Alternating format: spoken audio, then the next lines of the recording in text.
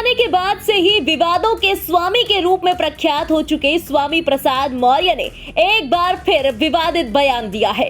स्वामी के इस बयान के बाद से राजनीतिक गलियारों में भूचाल सा आ गया है और इस भूचाल से सपा की सियासी जमीन हिलती हुई दिखाई दे रही है। हिंदू धर्म नहीं है बल्कि एक धोखा है। अब स्वामी प्रसाद मौर्य पे बुलडोजर चलाएं। आखिर बुलडोजर कब तक शांत रहेगा? स्वामी प्रसाद मौर्य जी जो भी बोलते हैं वो तो अखिलेश यादव जी का लिखा हुआ पढ़ते हैं। स्वामी प्रसाद मौर्य अपने बयानों के जरिए सपा और अखिलेश यादव के गले की फांस बनते जा रहे हैं।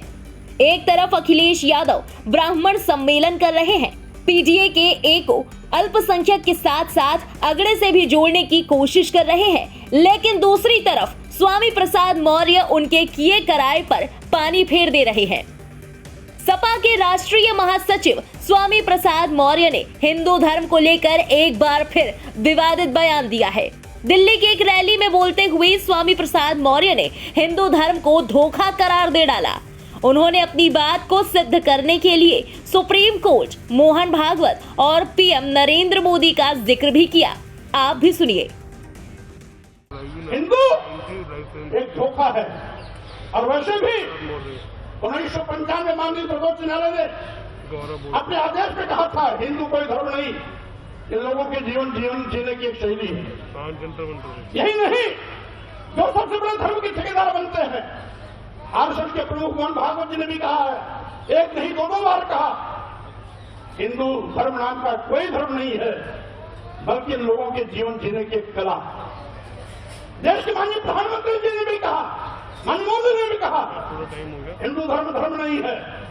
और अभी 1-2 महीने पहले माननीय गडकरी जी ने भी कहा, एक मीडिया कॉन्क्लेव में कहा।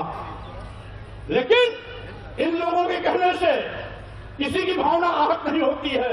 अगर स्वामी प्रसाद मौर्य कह देते हैं हिंदू धर्म नहीं है बल्कि एक धोखा है, और जिसे हम हिंदू धर्म कहते हैं वो कुछ लोगों के लिए धंधा है।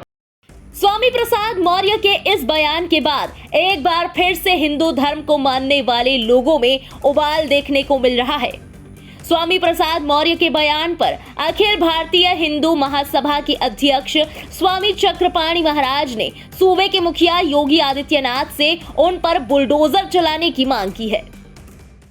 स्वामी प्रसाद मौर्य जिस प्रकार से कभी रामचरितमानस पे, कभी सनातन पे, कभी अब हिंदुत्व पे जिस प्रकार से नकारात्मक टिप्पणी कर रहे हैं, अब समय आ गया है कि उत्तर प्रदेश के मुख्यमंत्री माननीय योगी आदित्यनाथ जी अब स्वामी प्रसाद मौर्य पे बुलडोजर चलाएं।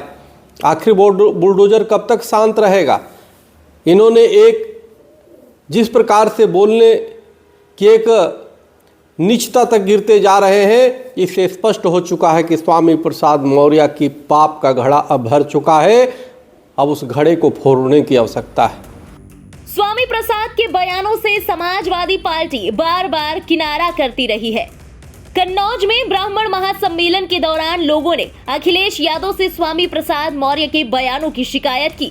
अखिलेश यादव ने पार्टी के नेताओं को ऐसे बयानों से बचने की नसीहत भी दी, लेकिन स्वामी प्रसाद मौर्य पर इस बात का कोई असर नहीं हुआ।